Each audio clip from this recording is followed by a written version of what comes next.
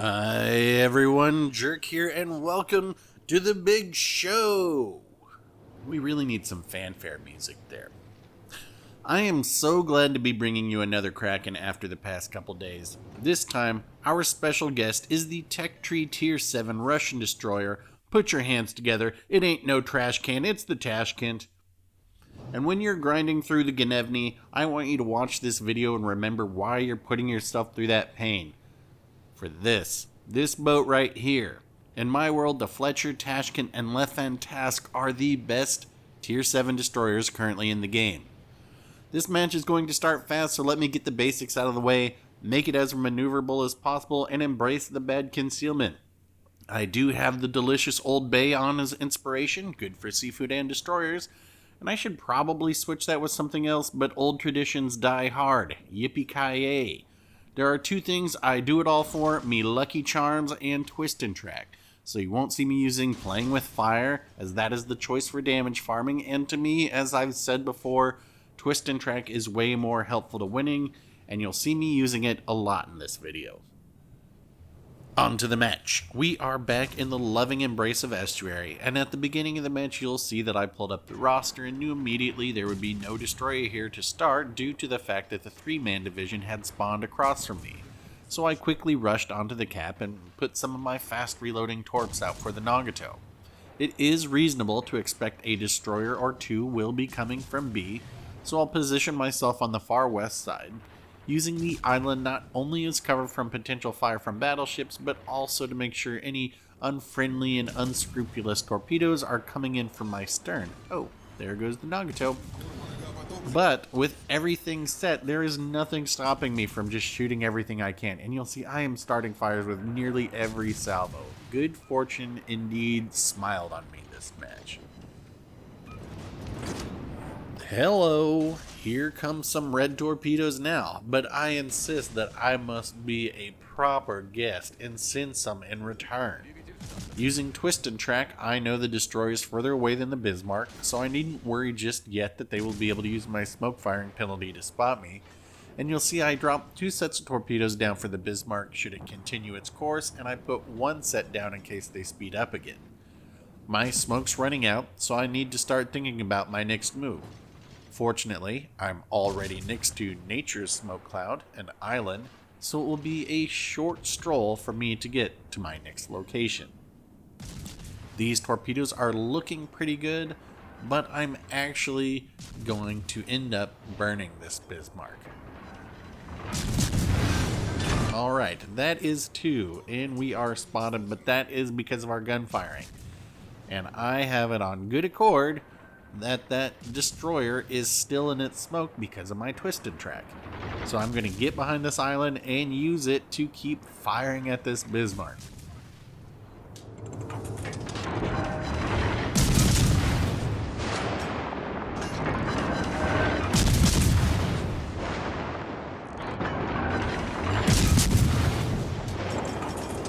More torpedoes?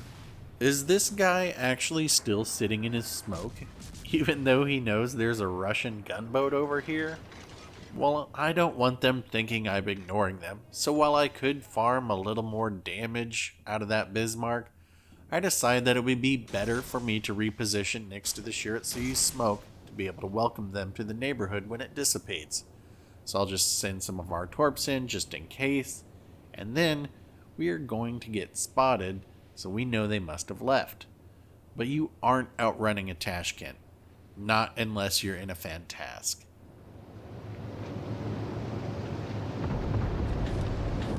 So our Twist and Track tells us where he is, and we just start blasting away. The guns in that boat, the Shiratsu, they reload very slow.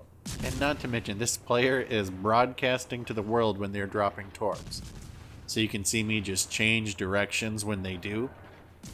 There is a little wonkiness to the Tashkent's dispersion, but in this case, is it the guy's camo, or is it their build, or is it just RNG? It's hard to say, but either way, you cannot run forever. You cannot run forever. You cannot run forever. You cannot run forever. Okay, there we go. And real quick, let's just dump some torpedoes out for this other Nagato. I don't know, maybe they'll hit. Now, where was I? Oh, right.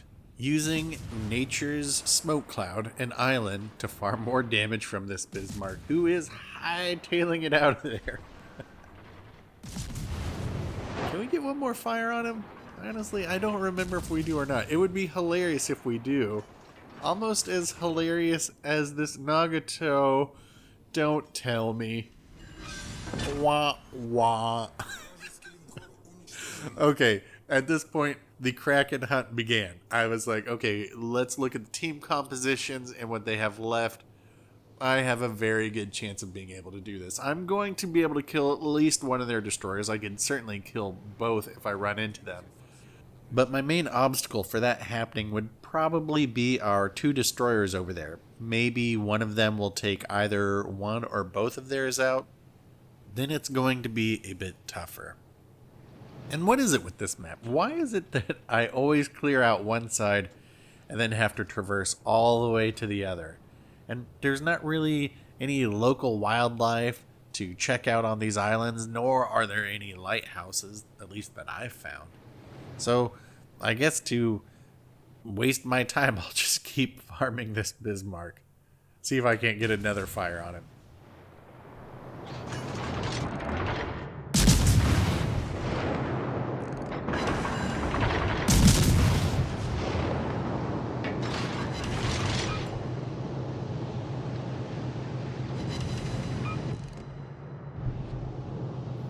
The Bismarck is turning to get all of its guns to face me, so I'm going to stop shooting and try and drop spot. But instead, it looks like all I can do is drive into every single secondary fired at me. I wonder if they're using the secondary accuracy booster there. Either way, I dropped spot, and now let's get a couple more shots off. Maybe we can get another fire. And of course we do. So in that brief period of fun, the red team sank both of our destroyers and an Iowa. So this just got a little bit tougher. And I might need to start rethinking how I'm so certain I'll get a Kraken, because while I do have both blue battleships with me, the red team can easily flip caps and start to beat us on points.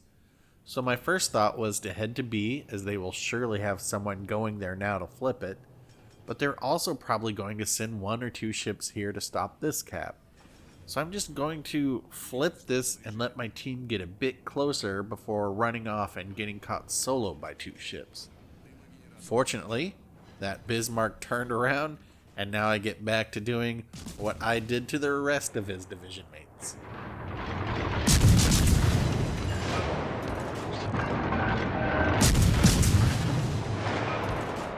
If you're curious why I was looking around at the beginning there real quick, I wanted to make sure that my team could still have this ship spotted before I dropped smoke, because there's no bigger mistake than being a destroyer, getting in your smoke to shoot a ship, and then not having anyone able to spot it. Fortunately, they did have a clear line of sight, and this Bismarck's going to keep shooting, so I don't have to worry about them going unspotted. All I have to worry about is them getting away. So I just have to keep shooting, and hopefully I can get another fire on there. Yeah, there we go. And that will seal their deal, I think. Nope, they put it out. Well, you can't run forever. You can't run forever. Alright, you can't run forever. And there it is. Kraken 176 in the Tashkent. But we're not done. There are still 3 ships left. We do have the possibility for a 6-pack, a jackpot, and I don't even know what to call an 8. I don't think I've ever even got 8 before. So, we'll see what we can do. That mass has been spotted. I know where he is. He's got his nose in this way. So, time to cut him off and try and get our 6th.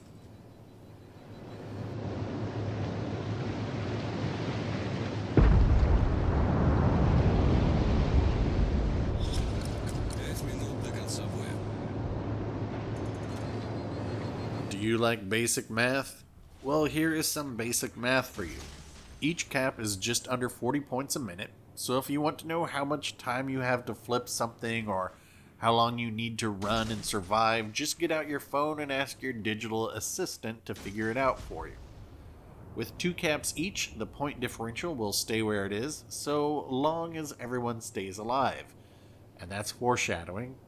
So some ominous music would be good, because my team isn't going to stay all alive, but neither will theirs. However, a destroyer is worth less points than a battleship, which kind of seems backwards to me, but that's the way it is in this game.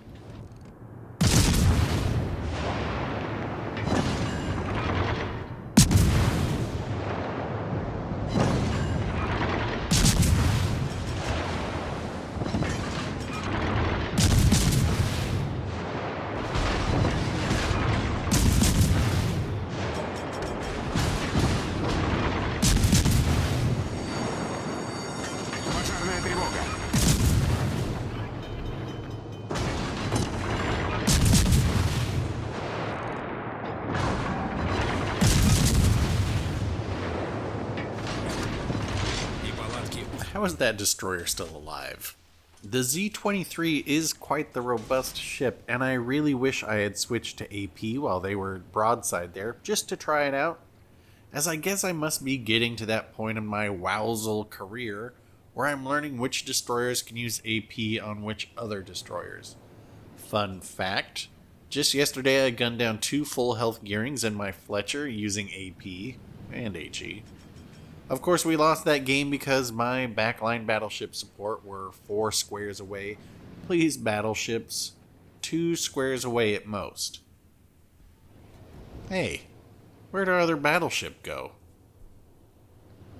Yes, one of our battleships was torpedoed by the Red Benson, who has a very good game, on their way to flipping D.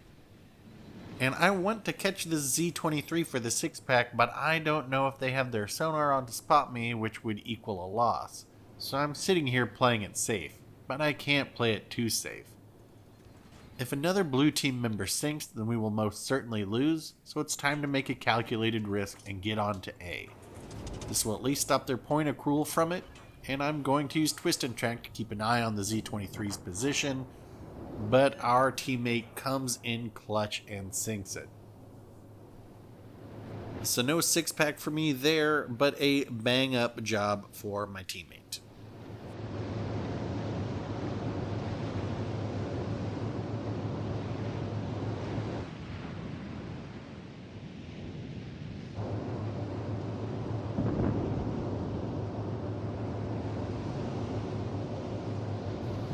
With the Z-23 gone and my teammate not eating those torps, we're in good position.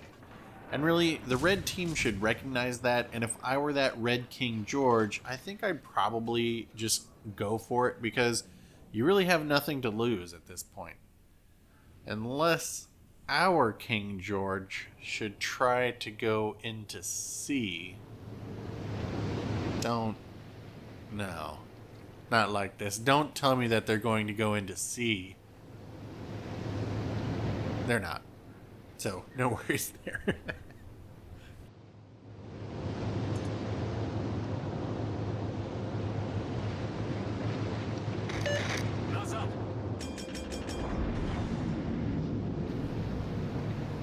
Just in case, I'm all, get back, but not annoyingly, spammingly so. But you can see why I'm concerned. Anyway, the clock just winds down and we get the win. And this win felt good. It was a good close game.